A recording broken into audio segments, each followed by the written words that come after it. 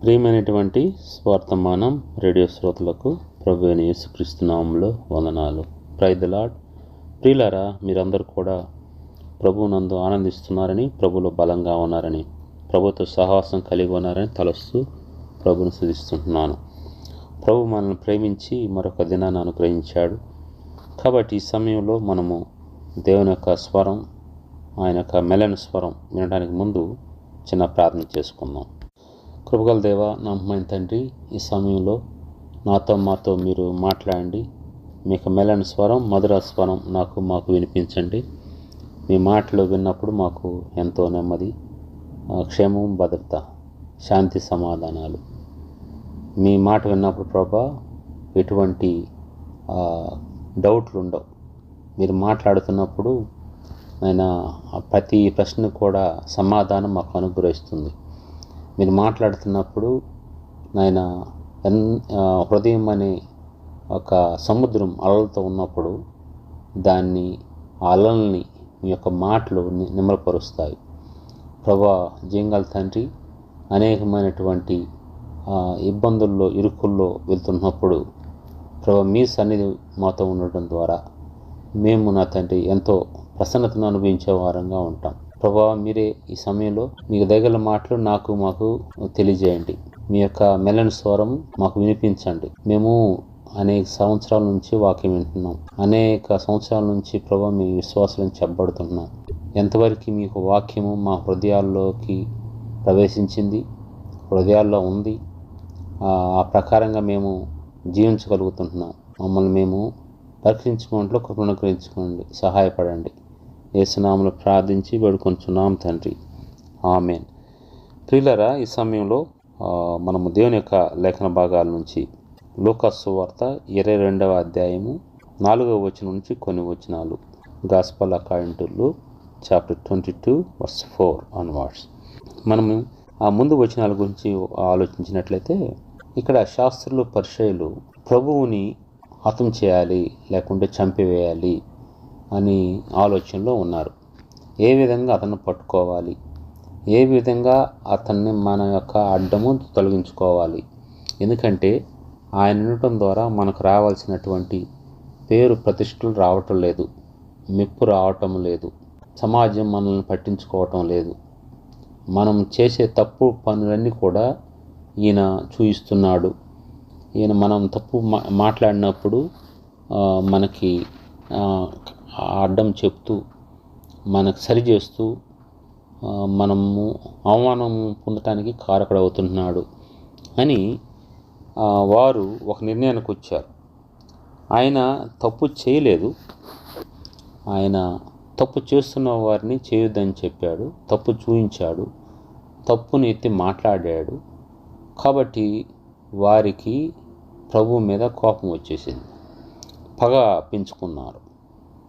వారు ఏ విధంగా ప్రభువుని ఈ యొక్క లోకం నుంచి తీసివేయాలి లేకపోతే చంపివేయాలి, ఏ విధంగా ఆయన్ను హతం చేయాలి అన్న ఆలోచనతో శాస్త్రులు, పరిసయ్యులు ఆలోచిస్తూ ఉన్నారు. వారు ఆ విధంగా ఆలోచిస్తున్నప్పుడు వారు ప్రయత్నాలు కూడా ప్రారంభిస్తారు కదా. ఆ విధంగా వారు ప్రయత్నంలో ఉన్నప్పుడు వారికి కష్టం లేకుండా ఒక వ్యక్తి దొరికాడు. అతనే యూదా ఇస్కరియోతు. సో అతను ఎక్కడ వ్యక్తి, ఎక్కడి నుంచో వారు ఎత్తులాడుకుంటూ, ఎక్కడి నుంచో అతను తీసుకొచ్చి యేసు ప్రభువుని పట్టించు అని చెప్పలేదు. అతన్ని ఒక స్పైగా అక్కడ పెట్టేసి, లేకుంటే ఒక గూఢాచారిగా ప్రభుతో ఉంచి వాళ్ళు వారి యొక్క ప్రణాళిక ప్రకారం అతను నడిపించలేదు. అతను ఎప్పుడో ప్రభువుతోనే ఉండటానికి వచ్చాడు. ప్రభువుతో కలిసి పరిచర్యలో ఉండటానికి, ప్రభువును వెంబడించడానికి, ప్రభువుకు సహకారంగా ఉండటానికి వచ్చిన వ్యక్తి. అతను ఒక సమయం వచ్చినప్పుడు ఈ విధంగా ప్రభువునే పట్టించడానికి తను అమ్ముకుంటాడు అన్నది అతను కూడా తెలిసి ఉండకపోవచ్చు. అది ఏ విధంగా జరిగింది, ఎట్లా జరిగింది మనము ఈ యొక్క లేఖన భాగాల నుంచి చూద్దాం. సో ఆ విధంగా కావటానికి కారణం ఏంటి అనేది కూడా మనం చూద్దాం. ఈ సమయంలో 4వ వచనం చూసినట్లయితే, గనుక వాడు వెళ్ళి, ఎవరు? యూదా ఇస్కరియోతు. 3వ వచనం నుంచి చదువుదాం. అంతటా 12 మంది శిష్యుల సంఖ్యలో చేరిన ఇస్కరియోతు అనబడిన యూదాలో సాతాను ప్రవేశించును. సో ఇప్పుడు అర్థమైంది కదా, ఇతను యేసుప్రభుకు ఉన్నటువంటి 12 మంది శిష్యుల్లో ఒక వ్యక్తి యూదా ఇస్కరియోతు. ఆ యూదా ఇస్కరియోతు అందరిలాగే తన పరిచర్లో ఉంటూ వచ్చాడు. కానీ తనకి ఒక బలహీనత ఉంది. ఆ బలహీనత ఏంటంటే ధనాపేక్ష. ఆ ధనాపేక్ష అనే బలహీనత ఉండటం ద్వారా తనలో ఆ ఒక ఆశతోనే, ఆ ఆశ చూపించే సాతాను ప్రవేశించెను. సాతాను ప్రవేశించడం అంటే మనలో ఏదైతే బలహీనత ఉంటుందో ఆ బలహీనతను ఒక ఆసరాగా చేసుకొని సైతాను వ్యక్తులను వాడుకుంటుంది. అదే క్రమంలో ప్రభువారు డైరెక్ట్గా తనకి పరలోక సంబంధమైన లేఖన భాగాలు మాట్లాడుతూ అనేకమైన అద్భుతాలు చేస్తూ గొప్ప గొప్ప కార్యాలు చేస్తున్నప్పుడు కూడా, అంటే మనము వేరొకరు వాక్యం చెప్తున్నప్పుడు వింటున్నాం, మనము వాక్యం చదువుతున్నాం, బైబిల్ నుంచి వాక్యం చదువుతున్నాం, కానీ ప్రభువారు సాక్షాత్తు ఆయన మాటలు బైబిల్లో రాయబడినాయి, ఆయన మాటలే బైబిలు, ఆయన మాటలు మనం చదువుతున్నాం, వాటిని గురించి అర్థం చేసుకుంటున్నాం. అయితే ప్రభువారే ఒక మనిషిగా ఉండి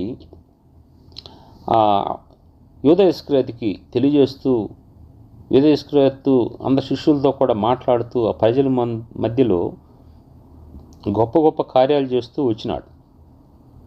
యూదా ఇస్కరియోతు ఇవన్నీ గమనిస్తూ ఉన్నాడు. కానీ తాను ఒకదానికి బానిసై ఉన్నాడు. ప్రభు ఒకవైపు బానిసత్వం నుంచి ఏ విధంగా విడుదల పొందాలి, అంటే పాప బానిసత్వం నుంచి ఏ విధంగా విడుదల పొందాలని అనేకమైన ఉపమానాలు చెప్తూ, అనేకమైన ఉదాహరణలు చూపిస్తూ, తను ఎంతో గొప్ప శక్తితో, గొప్ప అధికారంతో ఆయన వాక్యం ప్రకటిస్తూ ఉంటే, ఆ 12 మందిలో ఉన్నటువంటి, ఆ ప్రభువుని వెంబడిస్తున్నటువంటి గుంపులో ఉన్నటువంటి ఈ వ్యక్తి ఒకదానికి బానిసగానే కొనసాగుతున్నాడు. అనేక మంది విడుదల గురించి ప్రభువారు ప్రకటిస్తుంటే, ఈ మనిషి తను ఒకదాని నుంచి విడుదల పొందకుండా దానికి చోటిచ్చి తన హృదయంలో ఒక ప్రధానమైన స్థానాన్ని ఇచ్చి తను జీవిస్తూ ఉన్నాడు, తెలియదన్నట్టుగానే ఉంటున్నాడు. ఈ విషయం చూస్తే పాత నిబంధనలో గెహజీ గుర్తు రావాలి. గెహజీ కూడా తన గురువు అతని దగ్గర ఉన్నప్పుడు తను ఏ విధంగా ఆలోచించాడంటే, తను బహుమానం కొరకు తను ఆ సిరియా సైన్యాధిపతి నామాను, ఆ నామాను ఇచ్చే బహుమానం కొరకు ఆశపడినాడు. ఆ బహుమానం కొరకు ఆశపడి తను గురువుని మోసగించాడు. ఎలీషాకి దాసుడుగా ఉన్నటువంటి ఒక గెహాజీ నామాను తీసుకొచ్చినటువంటి బహుమానం కొరకు ఆశించి తను ఏ కుష్ఠరోగంతో అయితే బాధపడుతూ వచ్చాడో, దేని నుంచి విడుదల పొందాలనుకున్నాడు, ఆ కుష్ఠని తను పొందిన వ్యక్తిగా, తను చేసిన పాపానికి తనకున్నటువంటి ఆ యొక్క గ్రీడీ, అంటే ఒక ఆశను బట్టి, తనకున్న దురాశను బట్టి తను ఆ విధంగా శిక్ష అనుభవిస్తూ వచ్చాడు. అయితే ఇక్కడ ఈ యొక్క యూదా ఇస్కరియోతు గురించి మనం ఆలోచిస్తే, ప్రభుతో ఉన్న వ్యక్తి, ప్రభుకి దాసుడుగా ఉంటాను అని చెప్పిన వ్యక్తి, ప్రభు దాసుడుగా కొనసాగినట్టు నటిస్తున్నటువంటి వ్యక్తి అక్కడ ధనానికి దాసుడు అయిపోయి ఉన్నాడు. హృదయంలో ధనం అనేది ఒక విగ్రహంగా అయి దానికి తను దాసుడుగా ఉన్నాడు. శారీరకంగా ప్రభువు దాసుడని చూయించుకుంటూ ఉన్నాడు. ప్రభువుని దాసునిగా చేసుకొని వెంబడిస్తున్నాను అనుకున్నాడు. ప్రభువు ఒక శిష్యుల్లో ఒకనుగా అనుకున్నాడు. అందరికి మాత్రం అందరి దృష్టిలో ఇతను ప్రభు సేవ చేస్తున్నాడు, ప్రభు పాదాల దగ్గర ఉన్నాడు, ప్రభువుని వెంబడించే గుంపులో ఉన్నాడు అని చూయించుకుంటున్నాడే కానీ అది బహిరంగంగా అగుపడుతున్నది. కానీ అంతరంగంగా చూస్తే అతను విగ్రహముగా చేసుకున్నటువంటి ఆ ధనము దేనికైతే తను ఆసక్తితో బానిసై ఉన్నాడో దాని విషయంలో తను ఎంతో పతనం చెందిన వ్యక్తిగా, దాని ద్వారా ఎంతో అతను నష్టపోయిన వ్యక్తిగా మనం చూడవచ్చు. అక్కడ తన జీవితంలో తను ఒక విగ్రహాన్ని, ఆ ధనం అనే ఒక విగ్రహాన్ని తను చేసుకుని దానికి దాసుడై ఉండి హృదయంలో ఎవరు కాగపడదలే అనుకొని హృదయాలు పరిశోధించే దేవుడితో ఉండి కూడా ఆయన అనేకమైన సంఘటనలు వారి ముందు చేస్తున్నప్పుడు కూడా ఆయన వారి యొక్క శాస్త్రుల పరిచయాలు ఆలోచనలు ఎరిగి వారి క్రియలు చేయకముందే ఆలోచన ఎరిగి వారితో మాట్లాడుతున్న అన్నీ కూడా చూసి కూడా నేను కూడా నా హృదయంలో ఈ విధంగా ఉంటే దీనికి స్థానం ఇస్తే నా ప్రభువుకు తెలుస్తుంది కదా, ఆయనకు తెలుసు కదా అన్న ఆలోచన లేకుండా తను ధనమైన మమకారంతో దానికి గొప్ప సేవకుడైపోయి తన హృదయంలో దాన్ని పూజిస్తూ సమయం కోసం చూస్తూ ఉన్నాడు. ఎప్పుడు ఏ విధంగా గొప్ప లాభం వస్తుంది, ఎప్పుడు ఏ విధంగా నాకు ఎంతో ఉపయోగకరమైనటువంటి సంఘటన జరుగుతుంది, ఎప్పుడు ఏ విధంగా నేను ధనం సంపాదించుకోగలుగుతాను అన్న ఆలోచనతో, అన్న ఆశతో తను జీవిస్తూ వస్తున్నాడు. ఆ సమయంలో అటువంటి వ్యక్తికి శాస్త్రులు పరిచయాలు కలిశారు కాబట్టి, అంటే సాతాను ఆ రూపంలో యూద ఇస్కరియోతులో ఉంది కాబట్టి తను ఆ విధంగా శాస్త్రుల పరిచయాలకి కలిపినప్పుడు తను ఎంతో సంతోషించాడు. ఎందుకంటే దేని గురించి తను ఎదురు చూస్తున్నాడో, దేని కొరకు తన ఆశతో ఉన్నాడో అది దగ్గరికే వచ్చేసింది. అది ఎంతో సంతోషం కలిగించే విషయంగా తను గుర్తెరిగి శాస్త్రుల పరిచయాల్ని వెంబడిస్తూ వారితో ఆయన ఒక ఒప్పందం చేసుకున్నాడు. ఏం ఒప్పందం అంటే, ఎన్ని సంవత్సరాల నుంచి నేను వెంబడిస్తున్న ఈ ప్రభువుని ఏ విధంగా అమ్ముకోవాలి. ఎందుకంటే ఆయన అనేక మంది ఏమి కూడా కొనకుండా ఈయనే వాళ్ళని పోషిస్తామన్నాడు. వీరు ఏమాత్రం కూడా నాటడం లేదు, కోయటం లేదు, వీరు దొల్లగొట్టడం లేదు, వీరేమీ శ్రమ పడటం లేదు. పోయినప్పటికీ ఏ ఉద్యోగం చేయనప్పటికి కూడా దేవుడు వారిని పోషిస్తూ ఉన్నాడు. కానీ దాంతో అతనికి తృప్తి కలగలేదు, దాన్నందు సంతోషించలేదు ఈ యొక్క యూద ఇస్కరియోతు. అయితే ఇన్ని చేస్తున్న వ్యక్తిని, ఇటువంటి కార్యాలు చేస్తున్న వ్యక్తిని అమ్ముకోవాలనుకున్నాడు. అమ్ముకుంటే నాకు మంచి లాభం వస్తుంది అని అనుకున్నాడు. అతన్ని ప్రభువుని తనవాడు అనుకోని జీవించాల్సినటువంటి వ్యక్తి, తను గొప్ప భాగ్యంగా ఎంచుకొని ప్రభువుని వెంబడించాల్సిన వ్యక్తి, ప్రభువుని అమ్ముకోవటం వల్ల నాకు గొప్ప భాగ్యం వస్తుంది అనుకున్నాడు. ప్రభువును కలిగి ఉంటే, ప్రభువుకి నా హృదయంలో చోటు ఇచ్చి నేను నడుచుకుంటే, ప్రభువు చెప్పిన మాటలు వింటే అది నన్ను ఐశ్వర్యవంతంగా చేస్తుంది, ఆత్మీయంగాను శారీరకంగాను అన్న ఆలోచన కంటే నేను ప్రభువును అమ్ముకోవటం ద్వారా నాకు ఎంతో లాభం వస్తుంది, నేను ఐశ్వర్యవంతుని అవుతాను అన్న భ్రమలో ఉండి తను సైతానికి చోటిచ్చాడు. సైతాన్ని ప్రవేశించింది. సైతాను ఇష్టం వచ్చినట్టుగా నడుపుతూ ఉంది. అప్పుడు జరిగిన సంఘటన ఏంటంటే, అందుకు వారు 5వ వచనంలో ఉంటుంది, 4వ వచనంలో, గనుక వాడు వెళ్ళి ఆయనను వారికి ఎలాగో అప్పగించవచ్చునో దాన్ని గూర్చి ప్రధాన యాజకులతోనూ అధిపతులతోనూ మాట్లాడెను. సో ఎట్లాగా అప్పగించాలి ప్రభువారిని మాట్లాడాడంట. ఇది ప్రభువు తెలియకుండా ఉంటుందా? ఆ ప్రభువుని వెంబడిస్తున్నటువంటి ఎలీషా, ఆ ప్రభువుని సేవిస్తున్నటువంటి ఎలీషా, ఆ ప్రభు కొరకు తన జీవితం ఇచ్చినటువంటి ఎలీషా, గెహాజీ ఆ బహుమానం కోసం వేగంగా ఆ యొక్క సిరియా దేశస్థుడైనటువంటి సిరియా దేశం యొక్క సైన్యాధిపతి అయినటువంటి నామానుని వెంబడిస్తూ వెళ్ళినప్పుడు అంధుడుగా ఉన్నప్పటికి కూడా ఈ యొక్క ఎలీషా ఆయన గుర్తెరగలిగాడు. ఆత్మ వివేచన ద్వారా, ఆ ఆత్మీయ నేత్రాల ద్వారా తను గుర్తెరగలిగాడు ఈ గెహాజీ ఏం చేస్తున్నాడన్న విషయం. అటువంటిది ఎవరినైతే ఆ ఎలీషా వెంబడిస్తున్నాడో, ఎవరినైతే ఆయన పూజిస్తున్నాడో ఆ దేవునికి ఈ యొక్క యూదా ఇస్కరియోతులో ఉన్నటువంటి ఆలోచన విధానం, ఆయన ఎక్కడికి వెళ్ళాడో, వాళ్ళతో ఎటువంటి ఒప్పందం చేసుకున్నాడో, ఎటువంటి మనసుతో ఉంటున్నాడో తెలియకుండా ఉంటుందా? అయితే ఈ యొక్క యూదా ఇస్కరియోతు అది గమనించడంలో తను పతనం చెందాడు అనుకోవాలి. ఎందుకంటే తన మనసు దాని ద్వారా కంప్లీట్గా ఆవరించబడినప్పుడు తను ఈ యొక్క లోకము సంబంధించినటువంటి విషయాల ద్వారా గుడ్డివాడైపోయి ఉన్నాడు.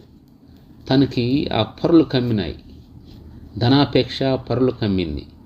ఆ పొరలు కమ్మటం వల్ల తను ఈ యొక్క విషయాలను గుర్తెరగలేకపోయాడు, ఆత్మీయ సత్యాలను గుర్తెరగలేకపోయాడు, ప్రభు యొక్క గొప్పతనాన్ని గుర్తెరగలేకపోయాడు, ప్రభువులో ఉన్నటువంటి ఆ గొప్ప మహిమైశ్వర్యాన్ని, ఆ యొక్క గొప్ప స్థితిని, ఆ యోగ్యతను, ఆ ధన్యతను తను గుర్తెరలేని వాడుగా ఉన్నాడు. అందువలన ఒకవేళ అది గుర్తిరిగితే తన ఆలోచన విధానానికి మరొక విధంగా ఉండవచ్చు ఏమో.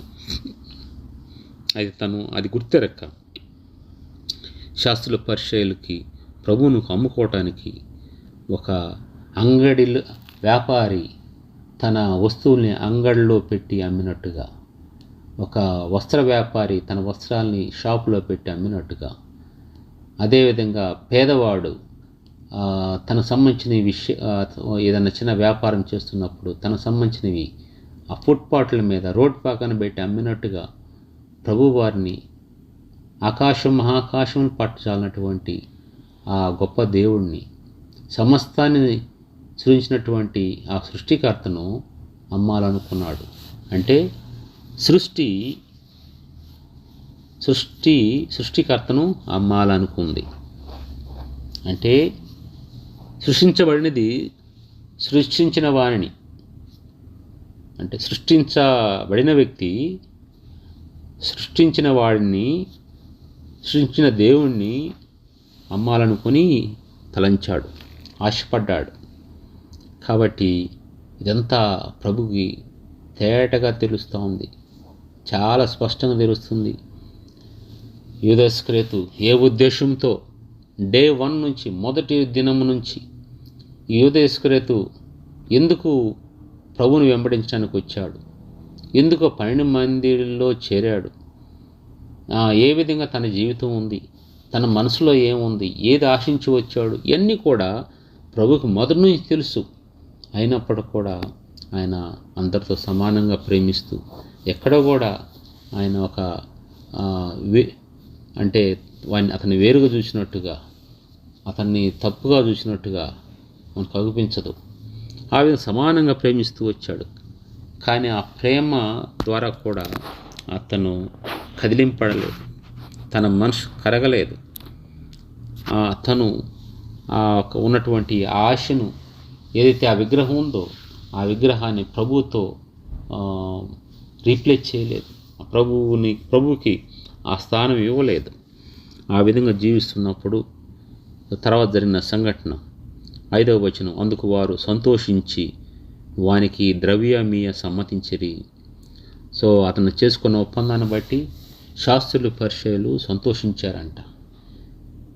సో వారిని సంతోషపెట్టడానికి ఇక్కడ ప్రభుని దుఃఖపెట్టే శిష్యుడు. ప్రియులారా, మన జీవితాలు ఎలా ఉన్నాయి? మనం ప్రభుని వెంబడిస్తూ ఉన్నాం. ప్రభువుని అసలు ఏ ఉద్దేశంతో వెంబడిస్తున్నాం?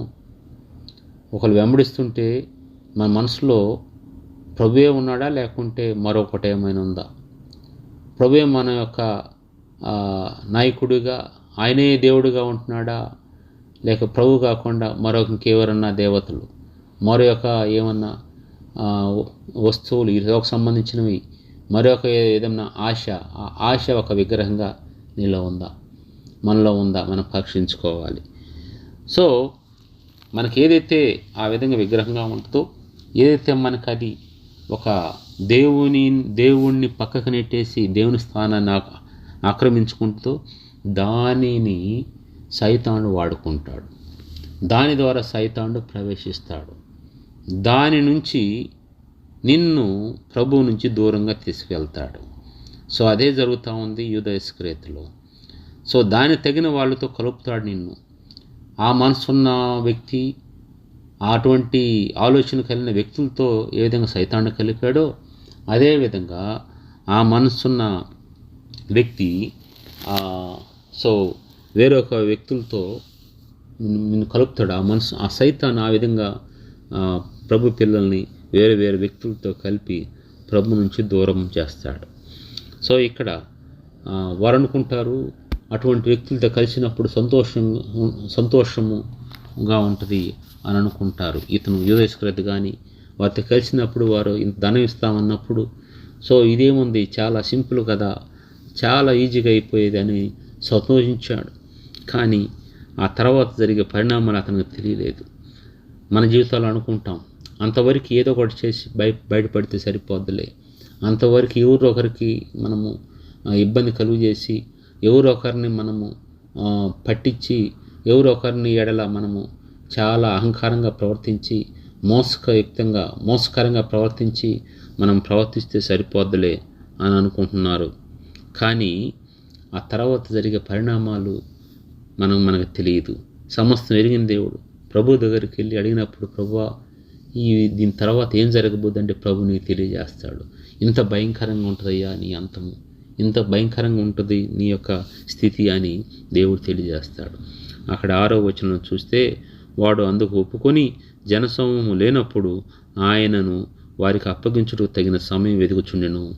ఆ తర్వాత కూడా ఒప్పందం కుదుర్చుకున్న తర్వాత తను ఎన్ని రోజులు ప్రభుని వెంబడించుంటాడు, ఎన్నిసార్లు ఆయన ఏ విధంగా పట్టిద్దామనే ఆలోచనతో తను మాటిగా ఆలోచిస్తూ, ఎన్నిసార్లు ఆయన అవకాశం కోసం ఎదురు చూస్తూ, తను ఇవ్వబడిన బాధ్యత కూడా సరిగా నెరవేర్చకుండా, తనకు ఇచ్చినటువంటి అవకాశాన్ని కూడా సరిగా ఉపయోగించుకోకుండా, తనకు ఏదైతే తను చేయమన్నాడో అది చేయకుండా తను ప్రవర్తించి ఉండొచ్చు. తన మనసులో ఏముంది, ఎప్పుడు ఈయన ఒంటరి అవుతాడు, అప్పుడు అప్పగిచ్చేద్దాం. ఇంతమంది జనంలో అప్పగిస్తే అందరూ తిరుగుబడతారేమో, అందరూ కొడతారేమో, ఏమైపోద్దాం అనుకున్నాడు. ఆయన ఒంటరిగా ఉన్నప్పుడు అప్పగించడం చూస్తున్నాడు. ఇతని దృష్టి అంతా మిగిలిన శిష్యులేమో ప్రభు చెప్పిన మాటలు వింటున్నారు, ప్రభుని వెంబడిస్తున్నారు అని చేస్తున్నారు. కానీ వాళ్ళతో పాటు ఇతను కూడా చేస్తున్నట్టుగా ఉన్నాడే, కానీ తన మనసులో మాత్రం ప్రభుని ఎట్లా పట్టించాలి. ప్రియమైన సహోదరుడు సహోదరి, నీ మనసులో నా మనసులో ఏముంది? మనం ఏ విధంగా ప్రభుని వెంబడిస్తున్నాం? ప్రభుని అమ్ముకోవాలని చూస్తున్నామా? ప్రభుని పట్టించాలని చూస్తున్నామా? ప్రభు మాటలు వింటున్నాము. ప్రభువు ఒక సంబంధించినటువంటివి అనేకమైన కార్యాలు మన జీవితాల్లో చూస్తున్నాం. అయితే మనం ఏమి నేర్చుకుంటున్నాం? ఏది మన హృదయంలో గూడు కట్టుకుంది? ప్రభును పట్టించేవారంగా, అమ్ముకునేవారంగా మన జీవితాలు ఉంటున్నాయా? అటువంటి పరిస్థితులు మనం ఉంచాలని ఇష్టపడుతున్నామా? దాని కొరకు మనం అమ్ముకున్నామా? ఈ యొక్క అంతలో ఉండి అంతలో మాయమైపోయే ఈ యొక్క ప్రాణాన్ని తృప్తిపరచడం కొరకు ఆ యొక్క లోక సంబంధించినటువంటి ధనము కొన్ని రోజులు ఉంటుంది, తర్వాత అది ఖర్చు అయిపోద్ది. సో దాని కొరకు యుగాలు తరతరాలు నిలిచి ఉండి ఒక భయంకరమైన పాపాన్ని చేయబోతున్నామా? అటువంటి పరిస్థితి మనం నమ్ముకుంటున్నామా అనేది మనం గమనించాలి. ప్రియులారా, ఇక్కడ మనం చూసినప్పుడు తర్వాత యూదా ఇస్కరియోతు ప్రభుని అప్పగించినట్లుగా మనం చూస్తాం. ఆ తర్వాత వచ్చిన వాళ్ళు మనం చూసినట్లయితే, నా ఉద్దేశం ఏంటంటే, ఈనాడు ఏది మన జీవితంలో ఒక విగ్రహంగా ఉండి ప్రభు యొక్క ప్రభావాన్ని మన మీద లేకుండా చేస్తుంది. ప్రభువుకి పని మనము నమ్మకంగా చేయలేకుండా చేస్తుంది. ప్రభు కొరకు మన సాక్షులంగా లేకుండా చేస్తుంది.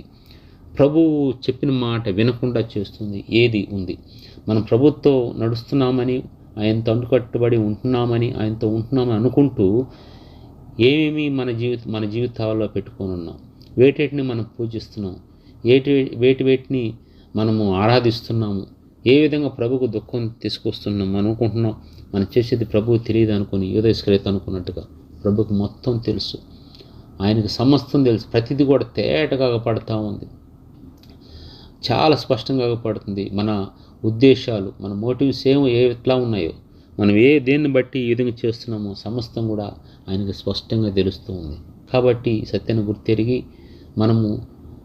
మనకు అందుబాటులో ఉన్న టైంలోనే ఇంకా ఆలస్యం చేయకుండా ప్రభు దగ్గర మన జీవితాన్ని అప్పగించుకున్నప్పుడు, ఆయన దగ్గర ఒప్పుకున్నప్పుడు, ఆయన క్షమించడానికి సిద్ధం మనసు కలిగిన వాడు, ఆయన కృపగలిగిన దేవుడు, ఆయన ఒక దయగలిగిన దేవుడు. ఆయన మనల్ని ఏ సమయంలో ఎప్పుడైనా కూడా క్షమించడానికి శక్తిమంతుడు అన్నమాట. అటువంటి మనసు కలిగిన వాడు. ఆయన ఒక కోపం క్షణం మాత్రమే, ఆయన కృప ఆయుష్కాలము. మనము ఆయన కోపడ్డంటే కొద్ది క్షణం మాత్రమే ఉంటుందన్నమాట. అయితే ఆయన కృప ఆయుష్కాలం, మన జీవితం అంతా ఆయన కృప ఉంటుందన్నమాట. సత్యాన్ని గుర్తెరిగి మనము నడుచుకోవాలని ప్రభు ఆశపడుతూ ఉన్నాడు. దేవుడి కొద్ది మాటలు దీవించి ఆశీర్వదించును గాక. ప్రార్థన చేసుకుందాం. కృపగల దేవా, నమ్మకమైన తండ్రి, సమయాన్ని మీరు దీవించారని మేము స్తుతిస్తున్నాను. ప్రభా, మా జీవితాన్ని చూసుకున్నప్పుడు మాకే తప్పు కానరాదు. మేము పరిశుద్ధులము, మేము పరిపూర్ణం లెక్కలో ఉంటాము. ప్రభా, మీరు మీ వాక్యం ద్వారా మమ్మల్ని చూసినప్పుడు, అయితే మీ వాక్యంలో మేము మమ్మల్ని చూసుకున్నప్పుడు, మీ లేఖన భాగాలు మమ్మల్ని పరీక్షించినప్పుడు, మీ లేఖన భాగాలు మమ్మల్ని పరిశోధించినప్పుడు, ప్రభా, మా జీవితం ఎంత భయంకరమైందో, ఎంత దుర్భరమైందో, ఎంత హేయమైందో మేము గుర్తిరగలిగే వారంగా ఉంటాము. కృపగల దేవా, మీరే నా తండ్రి అటువంటి మనసును మాకు అనుగ్రహించండి, అటువంటి జీవితాన్ని మాకు అనుగ్రహించండి. మీరు తప్ప మేము దేన్ని కూడా చేయించకుండా, వెంబడించకుండా, దాని దాసులుగా ఉండకుండా సహాయం చేయండి. మీకు మీ దాసులుగా కొనసాడు కృప చూపాలని యేసు నామములో ప్రార్థించి వేడుకుంటున్నాం తండ్రి, ఆమేన్. ప్రియులారా, ప్రభు చేతులతో మరొకసారి కలుసుకుందాం. దయచేసి ఆస్ట్రేలియా పరిచయాన్ని మీరు జ్ఞాపకం చేసుకోనండి. రైతులు